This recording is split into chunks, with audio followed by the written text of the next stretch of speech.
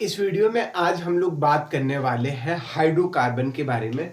तो हाइड्रोकार्बन जो होता है वो दो शब्दों से मिलकर बनता है। एक है यहाँ पे हाइड्रो और दूसरा है आपका कार्बन।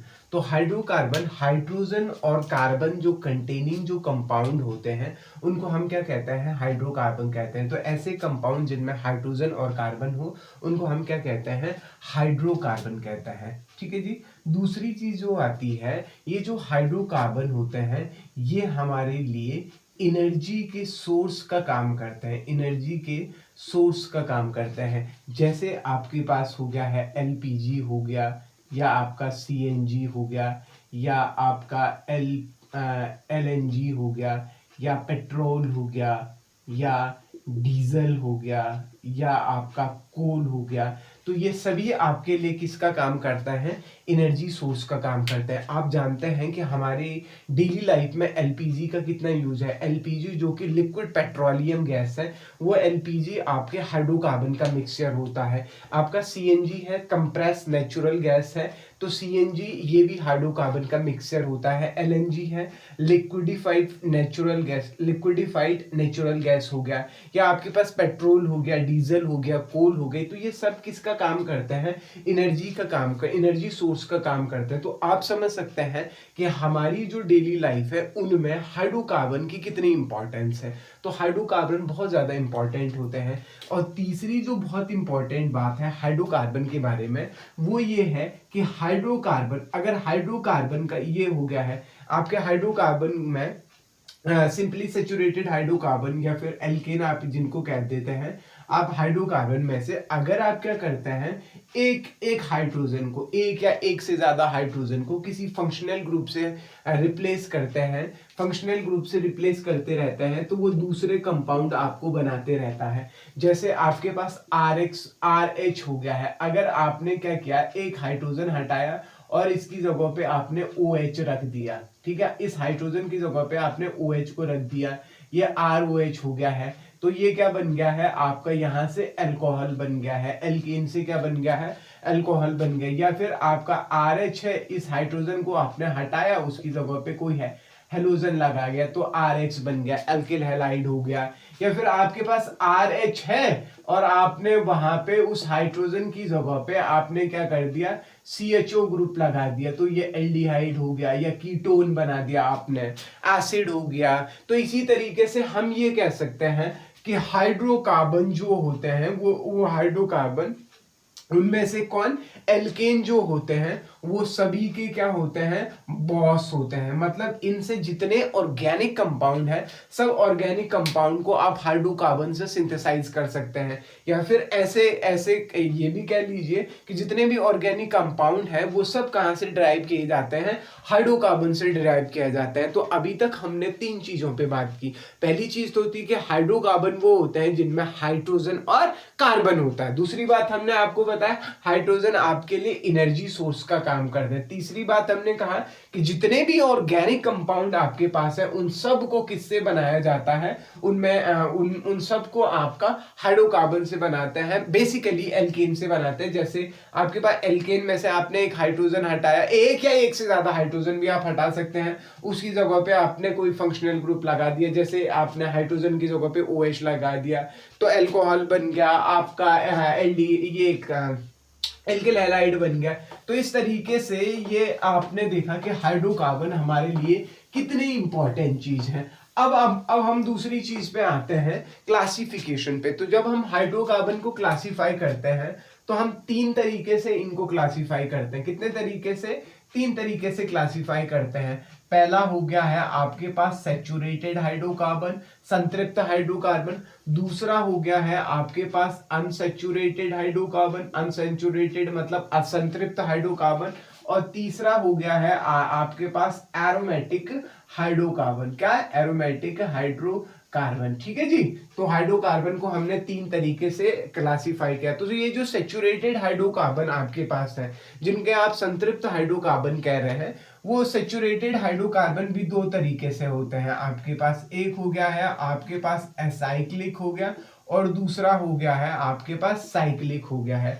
एसाइक्लिक वाले को हम एल्केन कहते हैं, अभी बताऊंगा मैं एसाइक्लिक और साइक्लिक का मतलब क्या है, और साइक्लिक वाले को हम कहते हैं साइक्लो एल्केन कहते हैं। इसी तरीके से अनसेचुरेटेड वाले जो हैं, ये अनसेचुरेटेड वाले भी हम दो तरीके से पढ़ते हैं।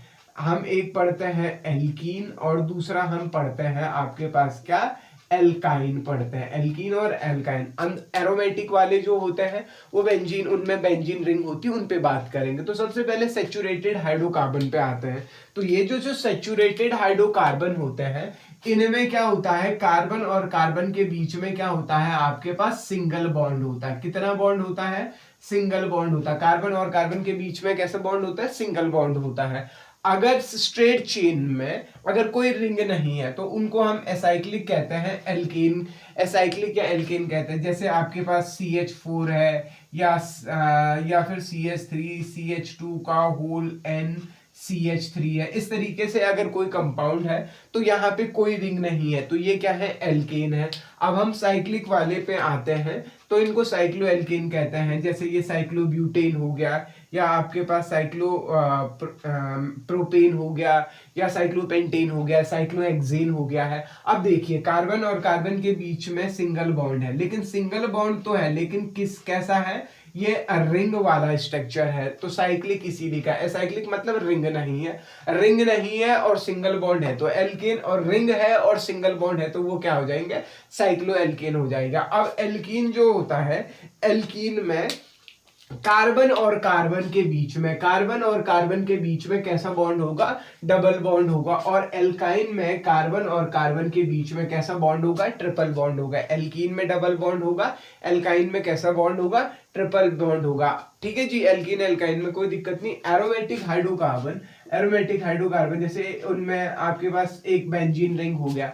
अब बेंजीन रिंग का मतलब क्या है, एक रिंग स्ट्रक्चर हो गया। देखो अंतर क्या है, साइक्लोएल्केन में क्या था, साइक्लोएल्केन में क्या था, रिंग तो थी लेकिन उसके भीतर कोई डबल बॉन्ड नहीं था। लेकिन यहाँ पे क्या होंगे आपका, यहाँ पे आपके अल्टरनेट डबल बॉन्ड होंगे। कैसे डबल बॉन्ड होंगे, अल्टरनेट डबल बॉन्ड होंगे। अल्टरनेट मतलब एक डबल के बाद एक सिंगल, एक डबल के बाद एक सिंगल, तो डबल सिंगल दोनों बने रहेंगे। या इसके साथ CH3 हो गया, या कहीं पे भी सब्स्टिट्यूट आप कर दीजिए इसको, तो ये एरोमेटिक हाइड्रोकार्बन आपके कहलाते हैं। तो इस तरीके से हमने हाइड्रोकार्बन को तीन तरीके से क्लासिफाई किया था, सेचुरेटेड, अनसेचुरेटेड और एरोमेटिक। सेचुरेटेड वाले साइक्लिक और एसाइक्लिक हो गया, अनसेचुरेटेड एल्कीन और एल्काइन हो गया, और एरोमेटिक में आपके पास बेंजीन रिंग वहां पे होनी चाहिए, उसके साथ कोई भी सब्स्टिट्यूएंट आप लगा दीजिए। कंडीशन क्या है कि रिंग वाला स्ट्रक्चर हो और डबल और ट्रिपल बॉन्ड उसके साथ हो। अब हम एक और चीज यहाँ पे आपको थोड़ा सा एक्स्ट्रा बताते हैं, सेचुरेटेड और अनसेचुरेटेड में क्या अंतर है। अब आप देखते हैं, आपके पास मान लीजिए आपने क्या किया, सेचुरेटेड वो होते हैं जो पूरी तरीके से कंबस्ट, जो पूरी तरीके से जल जाते हैं। जैसे पेट्रोल है, अगर आप देखेंगे तो पेट्रोल, अगर पेट्रोल पे आप आग लगाएंगे तो धुआं, आप वहां पे देखेंगे धुआं कम आएगा और आपको फ्लेम ज्यादा दिखेगी, फ्लेम ज्यादा दिखेगी। और आप उसकी कंपैरिजन में अगर आप देखेंगे, आपके पास अगर डीजल है, पेट्रोल और डीजल की तुलना कर रहे हैं, तो डीजल में क्या है, वो कम जलेगा और धुआं ज्यादा आएगा पेट्रोल की तुलना में। इसी तरीके से अगर आप कोयले को जलाएंगे तो आप देखेंगे कि वहां पे धुआं बहुत ज्यादा आ रहा है, पर फ्लेम क्या आ रही है, बहुत कम आ रही है। अब ये फ्लेम कम आना, धुआं ज्यादा आना क्या है, तो कोई भी चीज जो पूरी तरीके से जलेगी उसमें फ्लेम ज्यादा होगा पर धुआं कम होगा। तो इस तरीके के जो कंपाउंड होंगे उनको हम सेचुरेटेड कहेंगे, और जिनमें फ्लेम कम होगी, धुआं ज्यादा होगा, जो पूरी तरीके से नहीं जल रहे होंगे, वो क्या कहलाते हैं, असंतृप्त या अनसेचुरेटेड हाइड्रोकार्बन आपके कहलाते हैं। इतनी सी बात। अब एरोमेटिक वाले पे भी हम आएंगे, तो ये हाइड्रोकार्बन का क्लासिफिकेशन हो गया है। तो आज की ये दो चीजें मैंने अभी तक आपको बताई। अब मुझे आपको बताना है कि इनका हम नॉमेनक्लेचर, अब हम शुरू करते हैं यहाँ से अपना दूसरा हिस्सा।